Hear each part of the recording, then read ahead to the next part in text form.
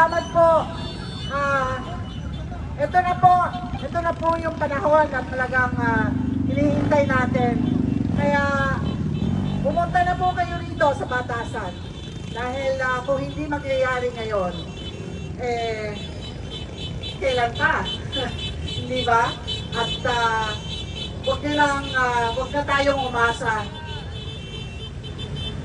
O yun, wala na raw si Romualdez. Yeah! Mabuhay ang 2 araw nating sakripisyo dito na pagsama-sama sa pangunguna ni Retired General Bukis. Mabuhay po ang 2 araw nating pagsama-sama dito. Tama! Okay, so ngayon, sino ba ang susunod? dahil hindi lang naman siya, hindi po ba? Okay, so ako, nag-iimbita lang po tayo sa mga kailangan dumami po tayo dito para may pakita natin. Tigilan natin, syempre, tigilan natin ang politika. Everybody's welcome here. Lahat po ng ayaw ng korupsyon. Ipakita na po natin gano'n. Ipakita na po natin yan ngayon. Kaya, lahat po kayo welcome. Wala pong kulay dito.